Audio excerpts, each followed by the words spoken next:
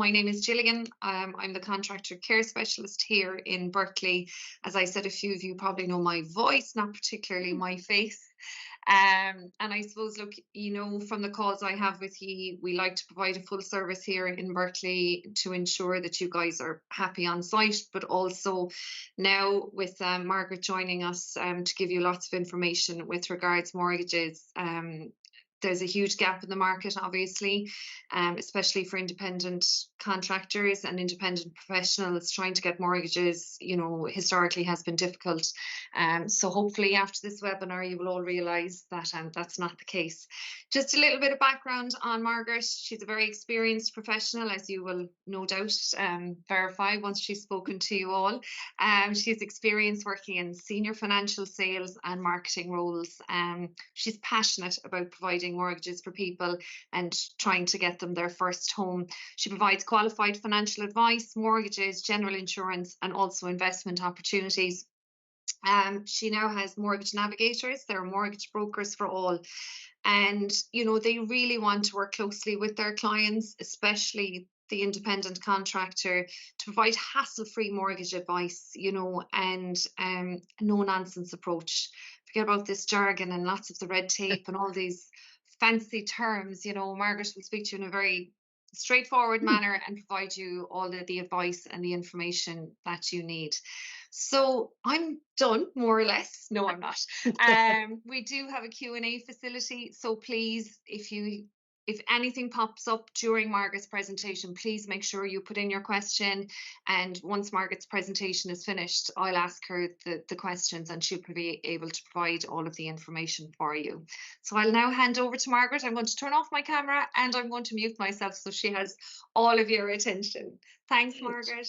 Gillian, thanks a million, and thanks for such a wonderful introduction. I hope I live up to all the things we've promised. Oh, I'm sure you will. No better woman. Thanks a million, folks. Thanks a million for taking the time out of your lunch hour. I promise to God I will not, kill you with a PowerPoint presentation that will go on and on. So like today's session is probably to answer any questions that ye have. I will do a short presentation just to give you a highlight version of who we are, number one, and why we're here, and what is a mortgage application and what's required in a mortgage application. But please use the Q&A because everyone's journey is different and everyone's journey is unique. So use it, and if there's something you don't want to ask on the Q&A, absolutely reach out after the presentation. I'd really love to have a conversation with you. So I'm just going to share my screen. As I say, it's a short presentation and I'll fly through it. As Gillian said, I try to avoid the whole jargon that is the central bank jargon of mortgages, but unfortunately sometimes we have to use it. But I will try explain everything in such simple terms that I hope that by the time you finish this session, you'll know exactly what's required for a mortgage application. So I'll just share my screen.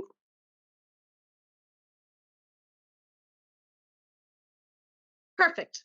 So I suppose number one, who are we, right? Okay, who's mortgage navigators, right? And I suppose mortgage navigators came about, folks were part of the Contracting Plus group, and we came about because Contracting Plus, by their very nature, are dealing with professional contractors all day, every day. And as Gillian alluded to, unfortunately, the professional contractor can often have a difficult mortgage journey.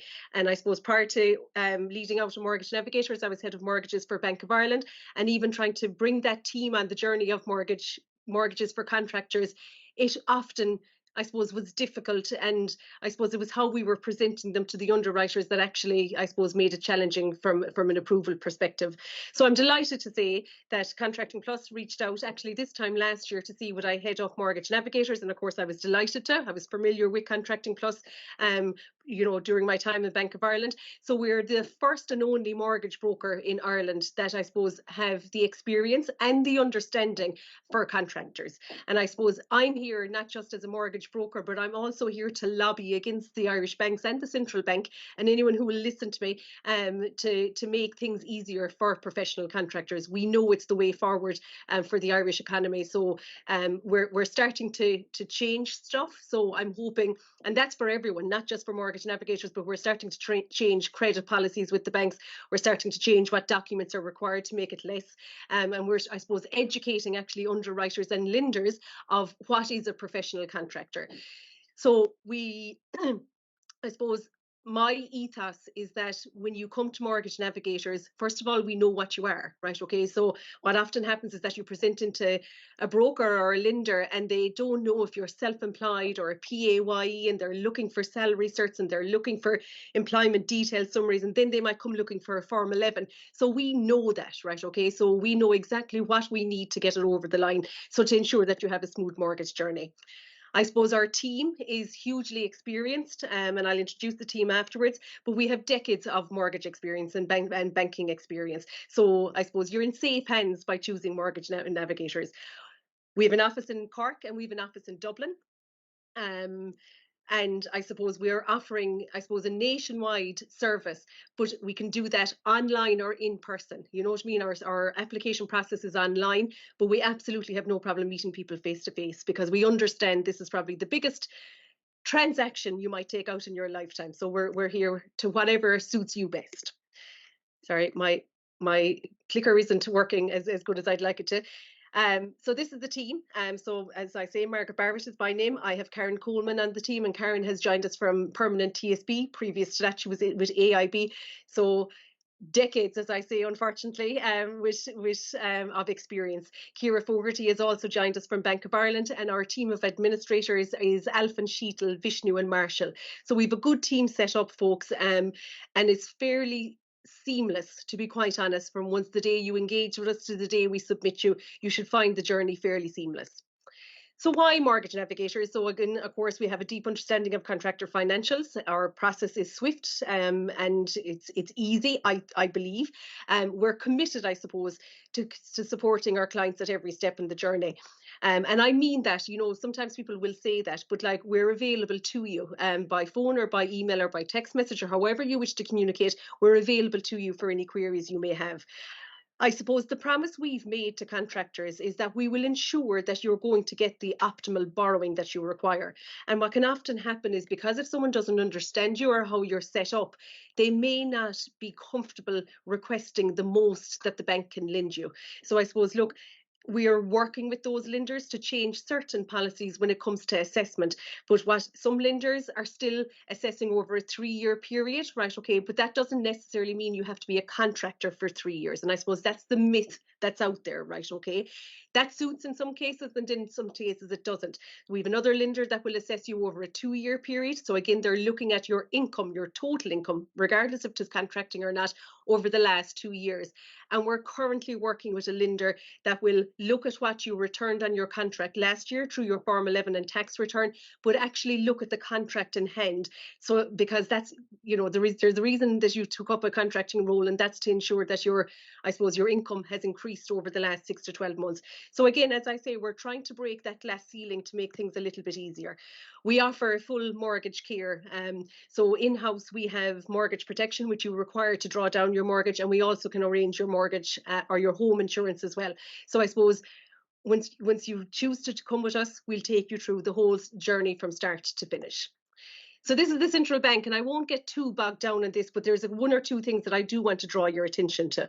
So the loan to income, it's the same for everyone, right? Okay, and every lender in the market. If you're a first-time buyer, you can borrow 4 times your gross combined income, and if you're a mover, it's 3.5 times. Sorry, I knew there was the clicker wasn't going proper. Loan to value, again, the same for everyone. So a first-time buyer and a mover now can borrow 90% loan to value. So that means you can borrow 90% of the purchase price of the property. If you're looking to buy an investment property, it's 70% loan to value. So these are the assessments that are done when you're speaking to someone for a mortgage, right? So we're obviously looking at your loan to income, right? So that kind of determines the maximum amount of money you can borrow, right? Okay. But when we put that figure in, we have to ensure that you have enough net disposable income left over every month to pay that mortgage, right? Okay, and service other loan facilities you might have, and actually be able to pay for your day-to-day living. So that's a figure that we look at. We also look at your debt service ratio. And there's sometimes a client might have a personal loan or a car loan or an education loan that they've been carrying for a number of years, and they're servicing that loan facility every month. And we have to ensure that when we put the mortgage repayment on it, that it's not showing that it's taking too much out of your income to service your debt. So debt service ratio, it's actually very easy.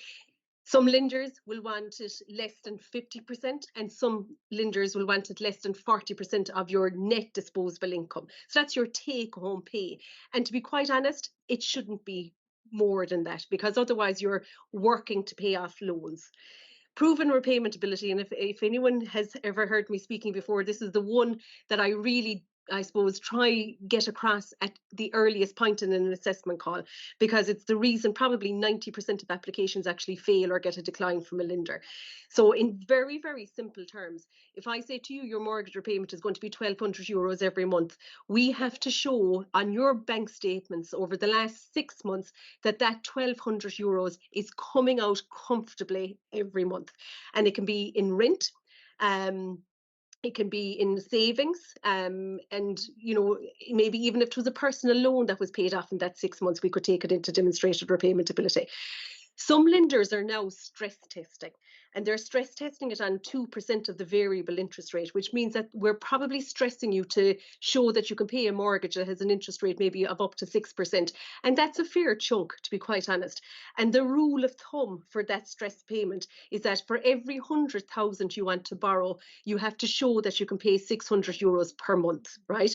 So if you're taking a €300,000 mortgage over 30 years, you will have to show the bank that you can pay back €1,800 every month. Now, your mortgage repayment will be less than that. Your mortgage repayment might only be €1,500, but we have to show that you can carry a stress test.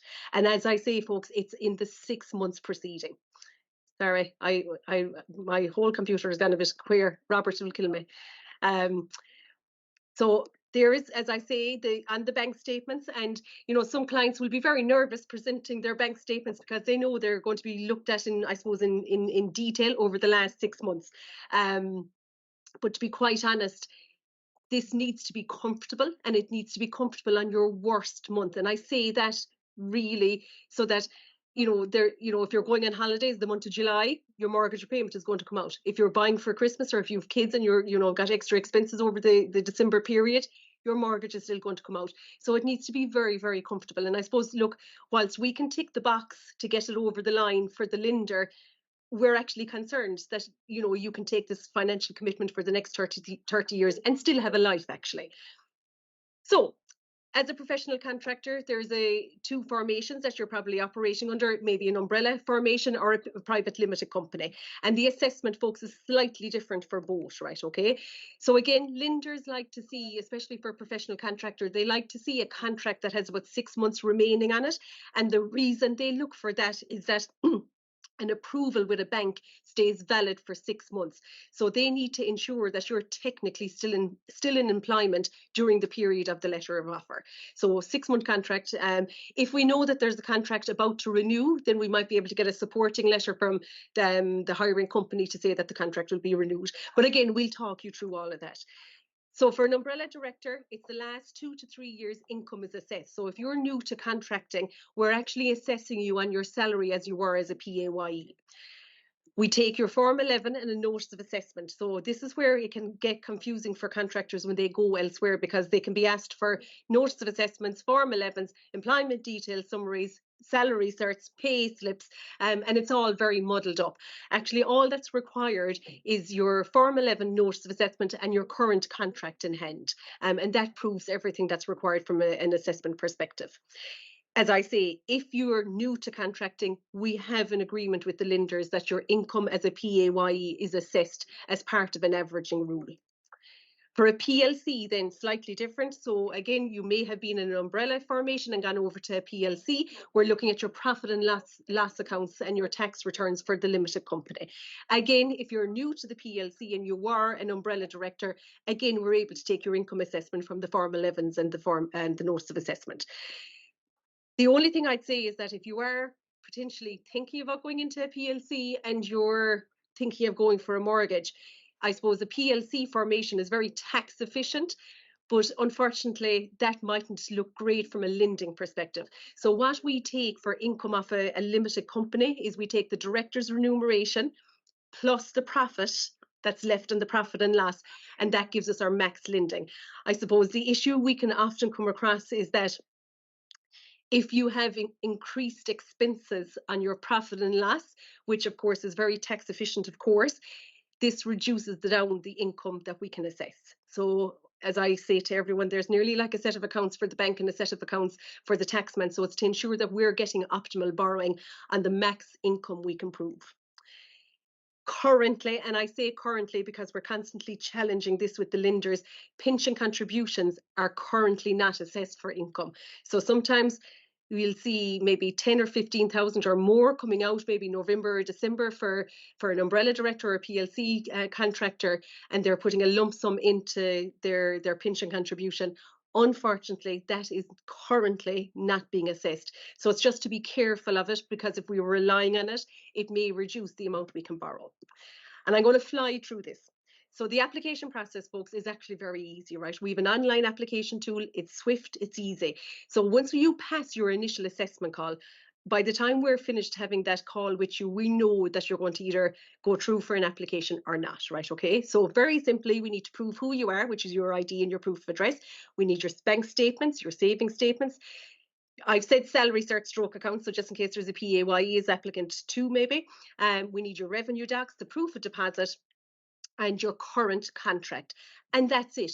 Off we go. So to give you an idea of turnaround, the day that we have all of your documentation, we need about 2 to 3 days to work on it and to create a credit paper for submission, and we get you into the banks. Some banks are actually turning around an approval in 72 hours. So it can be very, very fast. Some banks, unfortunately, are out to 2 to 3 weeks, but we'll choose the lender accordingly for you.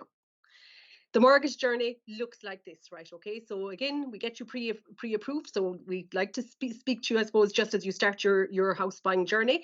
We give you approval in principle. You go to market, you find your property, you come back to us, you give us the details, we get you a full letter of offer. You tell us your solicitor, we get the property survey and the valuation complete, and you pay your deposit, right? Okay, then we're preparing you for drawdown. So we get your insurances in place, which is your mortgage protection and your home insurance, and you sign your completion documents with your solicitor.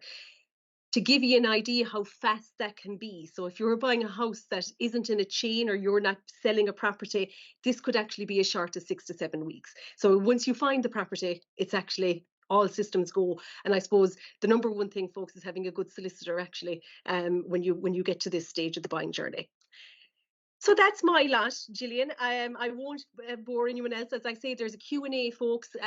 Use it. You know what I mean by that, because we'd only be delighted to ask any questions. Thanks, Gillian. I'll hand it back to you.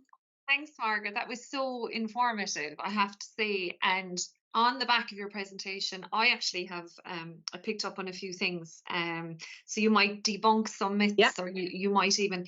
So I suppose for people starting out on their home buying journey, you said there that once they have proven ability to repay, so from what I take from that, rent, is that now taken into account? Because traditionally, am I right that it wouldn't have been, and people would have come up against that kind of an obstacle where they were going for a mortgage, and they'd be going, to people like yourselves or lending institution going, but I'm paying €1,000 in my rent, I can repay my mortgage. So obviously, absolutely. Am I correct? Has that now been taken into account? So I actually think it possibly was always taken into account, but there's so many myths out there, Gillian, when it comes to mortgages. And and I mean that, and more myths when you're talking about a contractor, it's even worse, right? So rent is always taken into account, right? But sometimes we'd have clients that are living in house shares and they're paying their rent in cash, right? Okay. And that's actually okay, right?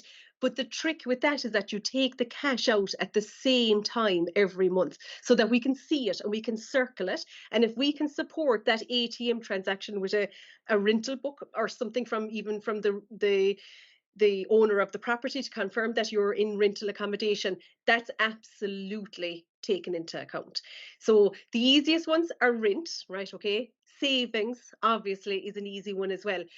There is another one, right? And some lenders will take it and some lenders are a little bit on the fence of it, right? So sometimes if there is a large bonus paid out maybe in the month of November or the month of March is sometimes where you normally see it, right? Yeah. And if it's left sitting inside in a savings account, that technically in my world is savings as well, right? Okay. But sometimes what happens is people get their bonus and then they pay it, or they pay it potentially into a pension, and then we've lost sight of track of it, right? Okay. So it's just, I suppose, being ahead of the mortgage application is key, right? And we'd advise people, if you're thinking about buying a house in the next 12 to 18 months, take the opportunity. Our assessment call is free. You know what I mean by that? And if you're not hitting those criteria, we'll give you measures to have you ready in 6 months' time. I think that's such a valid point. I mean, obviously, I have younger colleagues, and we all know people who are younger, and like that, they're paying their rent in cash. But for the likes of yourselves, such a good tip to take out the amount at the same time or the same date every month, so that you can say, well, that is my rent. I mean, that's what.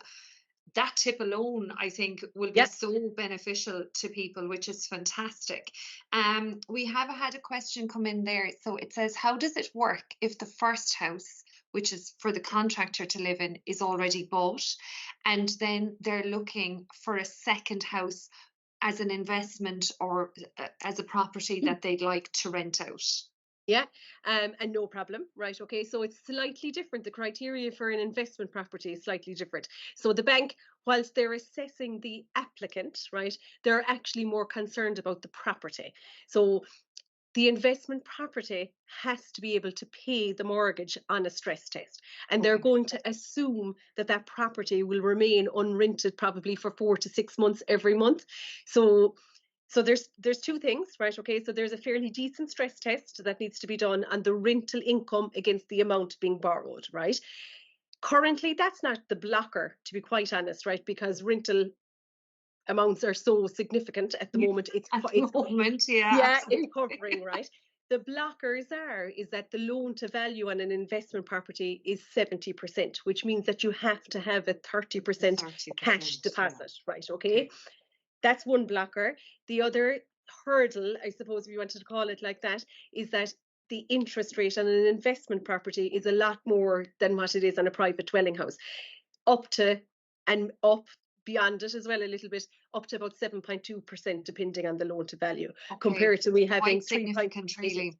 It is, right? Yeah. So when you put 7.2% on a mortgage repayment and compare it then on a stress test of 60% probably rental income, right? Okay, it can make the assessment quite tight, right? Okay, so it's worth having a conversation. The other thing then for an investment property, right, it's called a three-way closing. So there's always fees involved in buying a property in Ireland, right? Okay, so you have your 1% stamp duty on all properties in Ireland.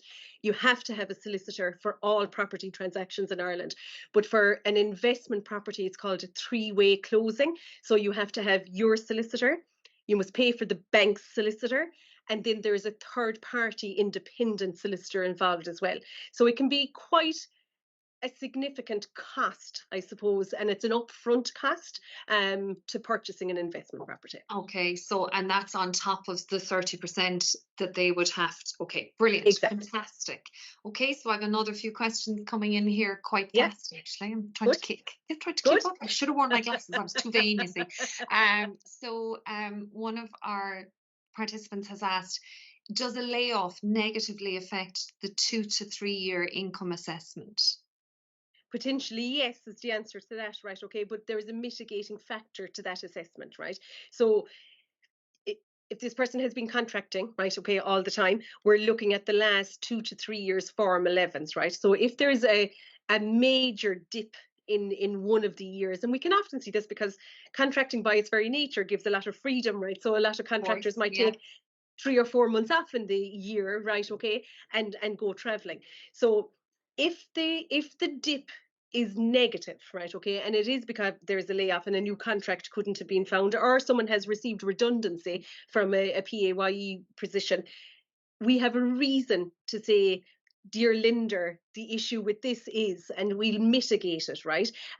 If we can try get it inside criteria, well and good, but if there's a reason for it being low and we're looking for a higher amount, we'll take it and we'll present it. So in that case, we'd be looking for the layoff details. Was there Was there redundancy?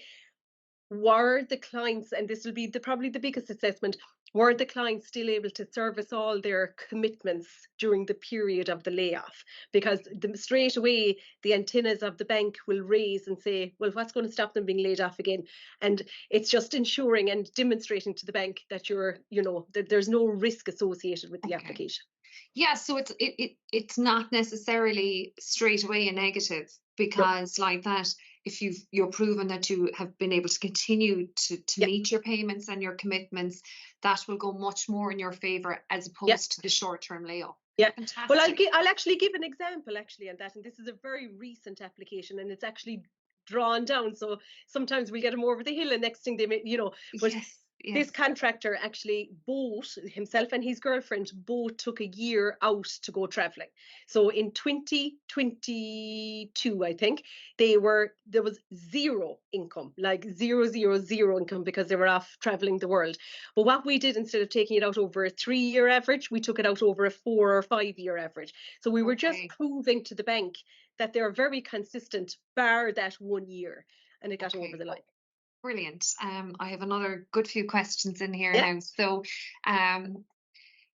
this question is, they've lately moved from Saudi Arabia, and they did a bank transfer to their partner, and their partner is working with a public body.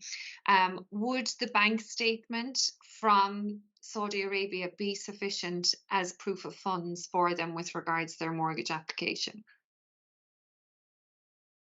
But the question that's coming to mind now is, I don't know where the funds are. So are they in Ireland or are they in Saudi? If that person wants Um, to come off mute, and I don't know if we've given that function, but if that person wanted to come off mute, just ask. yeah, So or perhaps, yeah. yeah, So, I'll answer it kind of generally, right? So transferring the funds funds for, are in Ireland. okay, brilliant, perfect.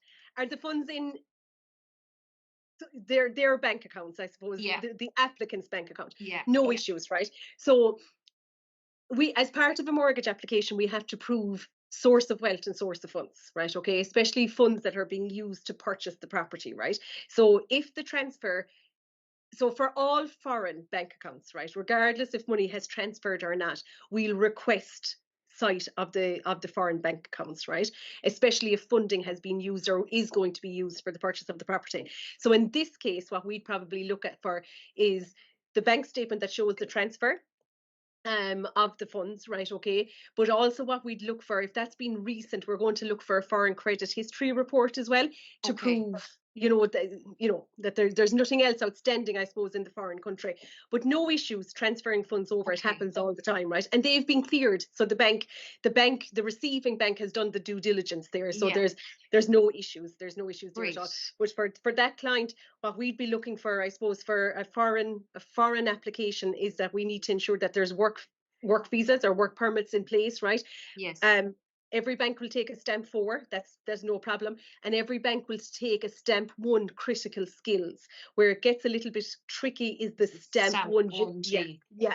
Yeah. But if Okay. a stamp 1G is married to stamp 4, there's no issues. Okay, brilliant. I have another question in here now. So, if somebody got a gift from a parent, and this gift came from abroad, and this was put into the person who's here now into their savings account, um, they don't have to pay taxes on that, so they can use that amount Yeah, towards they their can. mortgage. Yeah, Okay. they can. So if the gifted funds are again being used for the purchase of the property, we'll require that a gift letter is completed by the donors, right? If the donors are in a foreign country, it needs to be signed in the presence of a solicitor in the home country, right? Okay. If English is a problem, then obviously documents need to be translated. There is Yes. an extra document that needs to be completed there, which is a Banking and Payments Yeah. Federation document, that also need to be signed in the presence of the solicitor, or of the solicitor. So what we're trying to prove, or I suppose what the bank is trying to ensure, is that the donor of the gift is signing a document saying that they're gifting the funds, and they understand that they have no legal interest in the property. Okay. So Brilliant. it's just it's illegal, but no issues. So going back to the tax, right? Okay, so from parents, so the tax is paid in Ireland, right? Okay, so it's the gift tax thresholds of Ireland that need to be adhered to from a foreign gift. So parent to son or daughter, the tax threshold is 335,000. So there's no issues there. It reduces quite dramatically, right? Okay, so from Okay. brother to sister, you're down to I think Okay. 16,000. So it's just to be aware of that, but no problems taking a gift. Okay. Brilliant. Sorry, now I'm just replying to a message. Um, that's great. Now, I do have other questions myself that I thought of as well. So you probably answered them there for people who haven't, worked in Ireland before and who are new to contracting, who wouldn't be Irish citizens. Is there a particular length of time that they have to wait in order to apply for a mortgage? Yeah. So if the applicant is European, we'll go here first, right? So if the applicant is European, there is no waiting period, right? Okay. So what we're back to that loan to income assessment. So we have to prove that income, I suppose, has been consistent and is going to be sustainable. So that's what we have to prove, right? So if a European has, let's say, worked in England, right, or worked in the UK and has moved over to Ireland and is on a contracting role in Ireland and was contracting in the UK, we'll actually assess the income in the UK. Okay, even And though that was going to be my question, even though they're no longer within the EU, yeah, they're okay, perfect. yeah, Yeah. yeah. If the applicant is coming from a non-EU country, it's the same principle, but the only thing that can come up there is the work permit. So we're back to that stamp where we're looking for Yeah. critical skills. So it's a little bit different, I suppose, for someone that is non-EU, right? Some lenders, not all, but some lenders will look for 12 months residency. So they're not looking for you to be an Irish citizen. They're not looking for you to, you know, you know what I'm trying to say, but like I do. they No, look I for you do. to be in Ireland for 12 months, right? So but if there is a stamp 4, it's different, right? Okay, so Yes. like but getting to the stamp 4 has its own process as well. Yes. But Yes. critical skills, even with a critical skills, some lenders are a little bit easier on it, but some lenders will like to see residency of at least 12 months. Okay. Right. And I suppose that's the beauty then of dealing with someone like yourselves. As Yeah, mortgage brokers, you're dealing with a wide variety of financial institutions and a exactly. wide variety of lenders. So, for want of a better expression, you guys can pick and choose the 100%. people who you go out to depending on who your client is. So, Yeah, you guys know absolutely. the best financial institutions to go to when you Exactly. come. And Okay. they all have different credit policies. So they may just not like the cheapest bank, and I say this sometimes, the cheapest bank may have the harder credit policy to get past, but we have other lenders that, whilst their interest rates might be a little bit higher, they might just suit better for the first mortgage. Yeah, You know what I mean by okay. that? Yeah, I suppose really there are options out there, and I suppose that's, a big point of this webinar is that Yeah, there are, just because, not to be mentioning certain, but just because Bank X won't give it to you, it doesn't mean Bank Y won't give it to you. absolutely. Yeah, perfect. Absolutely. And as I say, the initial consultation, folks, is free. So, like, if we can't get you inside the box, we'll make sure that we're close by to ensure that we're only months away from it, if that makes Yeah, sense. fantastic, brilliant. And it's always nice to know the consultation is free. Yeah, absolutely. Well, actually, the Makes a whole big thing is free at the difference. moment. So, Yeah, and there was just another question. It probably goes back to one of our first questions, just with regards the investment property. I know you mentioned it earlier in the presentation. I didn't make a note of it, but if you're borrowing for the second property, is it 4 times your salary or 3.5 times your salary is taken into account when it's the second I property? assume, are we talking about an investment property here now, or is it? Sorry, for the second house. Probably Yeah, are. Yeah, I'm going to assume we are. So, yeah. actually, the loan to income isn't assessed at all here, right? Okay, So it's on the property. But sometimes we'll have an application that's failing one of the criterias, and we're trying to mitigate it with the applicants. And okay. that's where we're looking for income and net disposable income. So, like, if there's a shortfall, and I suppose appetite is low if there's a shortfall, or if there's one of the assessment criteria is failing. But sometimes we can mitigate it, that the applicants have significant net disposable income and would be able to, I suppose, pay the mortgage if the need arose, right? But for an investment property, loan to income is not assessed. Okay, okay, brilliant. So just you mentioned there earlier in your presentation, when people make pension contributions, that you guys don't have any visibility on it. So just to play devil's advocate now, and I Yeah, might I be do. asking the wrong question here now, Yeah. but for people who are looking at a mortgage and are maybe forward planning, is it advisable to maybe take some time off from the pension contributions and put that money into savings so that there's visibility, you know, Yeah, with that I particular hear you. amount of money? I hear you. And every fiber in my body says no, right? Okay. Like, it's actually poor financial advice to Yes. advise someone to stop their pension contributions. But when it comes to, and every contractor is classified as self-employed. Yeah. When it comes to self-employed, assessment criteria for a mortgage, the pension contribution is not assessed, right? Yeah. And we're challenging hard in that, Gillian, because I think it's bang out of order, if I to be quite honest, right? Okay. Yeah. But there isn't one bank in Ireland at the moment taking pension contribution as income. So what we're seeing is that, and the reason they're not taking it is that a pension contribution is classed as an expense, and the expense is in the profit and loss, reducing the profit. So it's just the way it's accountancy practices really is the problem. But like, Yeah. at the same time, the turnover is there, right? And I hardly challenged one significant pension contribution, and I was short in DRA. So I was saying if she hadn't done the pension contribution, she would have had 60% more income. Yes. And I still didn't get it over the line. Right. Okay. Okay. So look, all I can say there is, if that's the case, don't do anything until you talk to us.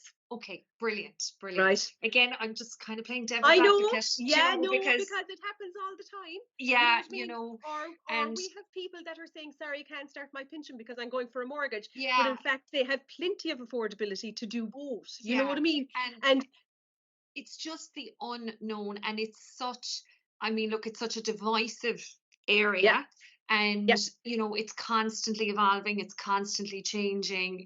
Central bank and accountants, their laws are yeah. constantly changing, and standards. So like you say, give you guys the call. So I have another question in here. Would a one-off big expense be a good or a bad thing? Like, for example, about 10,000 euro spent on a trip or a car. So it goes back to, again, because that's going to happen in life, right? Okay. And it nearly goes back to my original point that the mortgage repayment needs to be that comfortable that Yeah. something like that isn't going to catch you. It depends, right? Okay. So if you have a chunk of savings, if you've 30,000 in savings and you've taken, or let's say you've 50,000 in savings and you've taken 10,000 out of it, is 40,000 enough for your 10% deposit? Okay. That's what I'd be looking at. But I suppose the key to that, and I say this to everyone, right? Don't stop saving. So, like, even if you're taking a chunk of cash out of your savings, still put in the €1,000 monthly direct debit. Don't stop it, because you're still proving that you've demonstrated repayment ability. Yeah. And we can if we don't need that 10,000, we can say once off expense, never again to return. You know what I mean by that? And we Yes, can mitigate it. I But what understand. some people do is that they're going on the holiday and they're going for, let's say, 2 months, and they don't save for those 2 months. So that's now leaving us with a 4-month assessment criteria for Yeah. proven repayment ability. So just keep the €1,000 going, even if Keep the it's coming back out. savings. You know what I mean? At least we can mitigate. Yes. Yeah. Because look, let's be honest, in life, everybody has rainy day moments, and that's why Yeah, we save. And what you choose to spend your rainy day fund in is absolutely. entirely your own business. I mean, that's no offense, Absolutely. it's none of the businesses, the bank's business Yeah, at the end of the day, absolutely. and Absolutely. one person's rainy day is totally different to another person's rainy day. And all Um, they need to know, Gillian, the banks, all they categorically need to know is this applicant going to pay the mortgage back? Like, so it's that's all like, they care about, is the that's moolah it. in their back pocket. Absolutely, Yeah. absolutely. And they have set criteria that they've designed to make this a yes or a no, right? Yes. Okay, so Yes. um, And it's a bit of a box ticking exercise, to be Yeah. quite honest, right? Okay. Yeah. And like, as I say to everyone, once the mortgage is drawn down and the bank is gone, you can do whatever you want. I know, Do you know yeah. what I mean? Just going back to the pension, does it mean, if this person understands correctly, that pension contributions can be considered as savings? No, it's the opposite. Yeah, the So opposite. Yeah, yeah. for a contractor, right? Okay. So they're so a contractor is a self-employed applicant, and a pension is classed as an expense on the company, if you want to call it a company, right? So it's not. It's kind of wrong. So like, there's one side of my brain screaming, I like, know. because Yeah, I don't want anyone to stop their pension contributions at all, right? But from the bank's perspective, it's not demonstrated it's repayment not ability, so demonstrated. it's not savings because we can't touch it, Take actually. it. So Yeah, yeah, right, okay, it's not is number tangible. one. It's not tangible. It's tax efficient, right? Okay, so like, we know this, right? Okay, Yes, so even if you stopped your pension contributions, you're actually only going to get 60% of that contribution into your yes, pocket, right? Okay, yeah. so I That's would say, if perfect. that Yeah, person thinks that the pension is the make or break of an application, they need to talk to us. yeah. No, that person has just come back to say thanks. We have another question here. I'm trying to. I'm almost like I'm at a tennis match. So this individual tried for a mortgage, and they said that they couldn't be considered as they were self-employed, and it had only been 1 year since they started working. Is there any way I could avail a mortgage? Mike, this is right in your wheelhouse now, Margaret. This is why we're here. And this is the myth of contractors. Yeah. You know what I mean by that? I I declined last week that has been contracting for 18 months, and a lender told him they couldn't do a mortgage. Yeah. So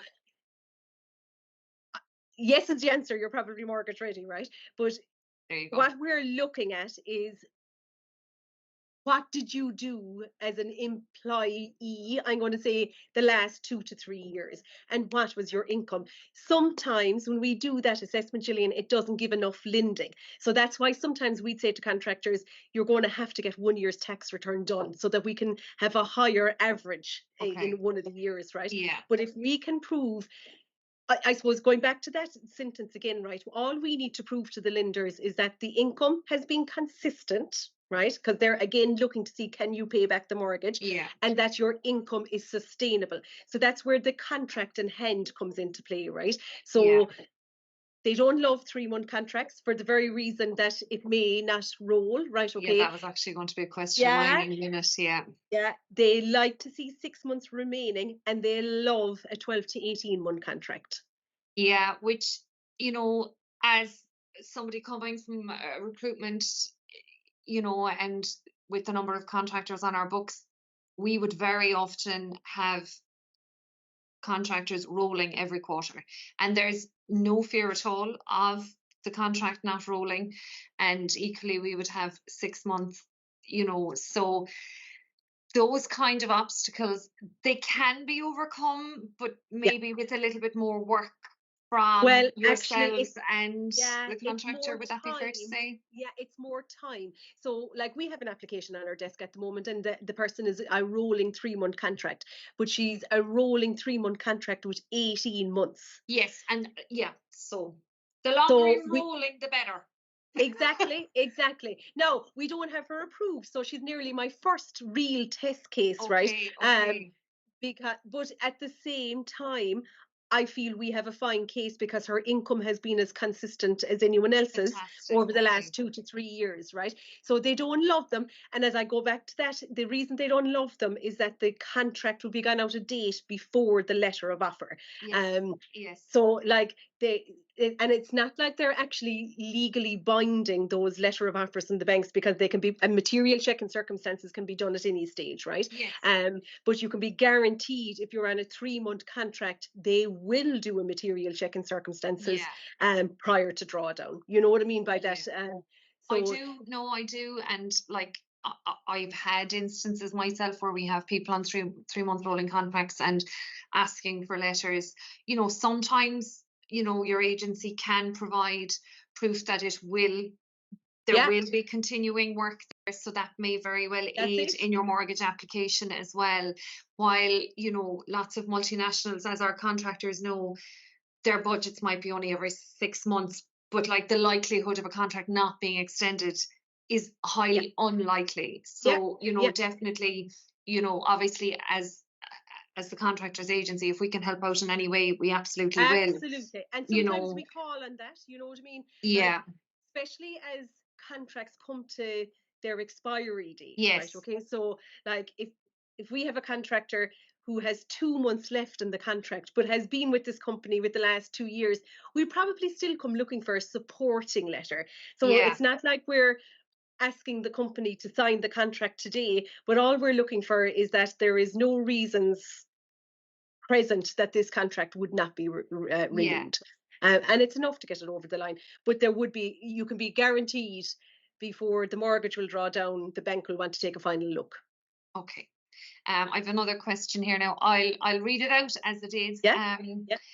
Would the salary I'm taking be considered for mortgage, or would it be the payments that I have in my company account or the balance in my company account? I'm assuming this person is a limited company Okay, with that question, right? And I they, would they can assume so. they Yeah, can they can come in now and say if they're not, right? But yeah, if they're, yes, yeah, they right, are. perfect. Right. So for a limited company, right, what we're looking for is, the first place we go is we go to the balance sheet and we check for director's remuneration, right? Okay. We compare that figure to the Form 11. So that tells us what the person took out of the company. And straight away, then we're going back up into the profit and loss and we're looking at the net profit. So if the person, for example, took out 30,000, right? Okay, because sometimes these private limited companies are very tax efficient, right? And rightly so as well. Yeah. But if the director took out 30,000, but the net profit is showing 60,000, that company is telling us that the company could have paid the director 90,000. Okay.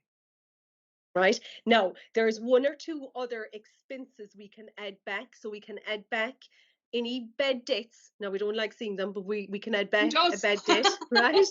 And we can add back depreciation. Okay. So if the company, let's say, bought a car or bought a van or bought Yes. something that was Yes. being depreciated, we can add back the depreciation to get max lending. Now, Okay. when we do that, then the third thing we do is we go to the business current account Okay. to see, could the company actually have paid the director 90,000. Okay. Great. So So, but there's we're trying to max it. yeah. That's perfect. Sorry, I was just reading something Yeah. in the chat. Pardon me for getting distracted. Now you've answered this question in a way, but I suppose like sorry, totally lost my train of thought. Yeah, you spoke because somebody has put something else up on the chat You're there. fine. So for somebody say who currently has a mortgage, but they got their mortgage when they were, you know, a perm employee, but now they're contracting and they want to change their mortgage to get a better rate. You know, Yep. everybody's looking at different rates at the Yep. moment. How does that affect, or what would the Yep. process be involved Yep. there? So we still have to satisfy those two central bank loan to income and loan to value. So we Okay. still have to ensure that the applicants can borrow the money, right? Okay. Okay. Um, and we still have to ensure that there's enough equity in the property. So the bank is still looking now. It's a little bit not tricky, but right. So first time buyers was 4 times income. They're now classified as movers, right, which is Okay. 3.4 times, right. But if we're slightly off that, the bank will look at it, right? Okay. Okay. We have the proven repayment ability, or that demonstrated repayment ability is there because they're paying the mortgage, right? Yes. Okay. Yes. So they should sail through a mortgage application. But sometimes what can happen, right, is that the debt service ratio might be high now because there might be new lending. Okay. There might be kids on the application, which is going to decrease the Yes. net disposable income, right? Okay. There might be Yeah. childcare costs. That's Yeah. playing with the calculator, right? But in theory, it should be like, it should go through. But like, I'm a switcher application at the moment that I can't process. You know what I mean by that? Yeah. Because they've taken out a lot of personal lending. And when I try catch that personal lending and remortgage it into the mortgage, the debt service ratio is off, the net disposable income is off, the loan to income is actually fine, right? Okay. But it's a debt service ratio and the net disposable income. So the calculator is telling us that whilst this client has actually been paying all of these debts, they really can't afford it. Okay. And to be quite honest, the truth is the reason they're with us is because they're feeling the pinch of the Yeah. lending. Yeah, of course. Of course. Brilliant. I think you've covered absolutely everything. There's no doubt about that. But I guess this recording will be available not only to the people who've attended, but for those who haven't been able to attend. And what we might do is also with the recording, we'll ensure that all of your contact details Yep, are brilliant. there for everybody. Obviously, I hope you get loads of business out of this now, and I hope everyone who's trying or waiting or wanting to get a mortgage will get in touch with Margaret. Your advice has been invaluable, no doubt about that, and everyone's engagement is very much appreciated. Loads of interesting questions. I suppose everybody's personal circumstances are different, and it's great to get loads of different perspectives on it. Likewise, all of you have my contact details. If you want to get in touch with Margaret, or if you want to get in touch with myself, just send any of us an email and we'll do all we can to help you. I think we have one more question coming in. I think we do. They're not going to let me go for my cup of coffee. So what this person is asking is, can you apply for a mortgage for a higher amount and then change it to a lower amount? So I suppose that's you can. So better to go high. Absolutely. Yeah. So if you're house hunting, right? Okay. So if you're thinking about buying a property in the next 12 to 18 months, we'll get you approved for the maximum amount of money that you sit inside criteria. Please God, you won't need it, you know what I mean? But it has been approved. So whatever that max is, and sometimes we'll have clients that will say, I want 400,000, but we just can't get them inside the criteria for 400,000, and we go for 360. But in the interim, we've said, okay, you need to do X, Y, and Z so that when you do find a property, we'll get the 400,000. So, and sometimes clients that we get approved for the maximum, right, currently can't show that they have the deposit because they're hoping maybe that they're going to buy a new build and they're going to get the Help to Buy scheme, or they might be relying on the first home scheme and all of that.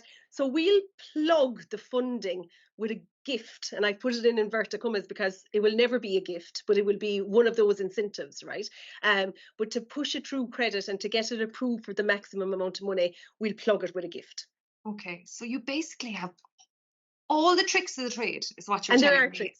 Yeah. Well, there is tricks. You know what I mean by that? And there's nothing deceptive about it. But I mean, this is why you're in this business, and you've honed your talent, and So I think it's given. I hope it's given great reassurance to those who have joined this webinar, and to those who will be maybe watching it in their own time. So I don't think there's any other questions from what I can see. No. But it's not speak now and forever hold your peace. Yeah, that's what I was going to say. Don't be afraid. And if you don't have Margaret's details, send it to me and I'll send her details on. There's loads of ways. Sure, look, LinkedIn, this, that, and the other, this gram and that gram. There's no way we can't be contacted anymore. So, Margaret, thank you for your invaluable advice and your insights. And thank you to everybody for joining us. And enjoy the rest of your Tuesday afternoon. Okay, take care, everyone. Thanks, everyone. All the best. Bye-bye. Slán.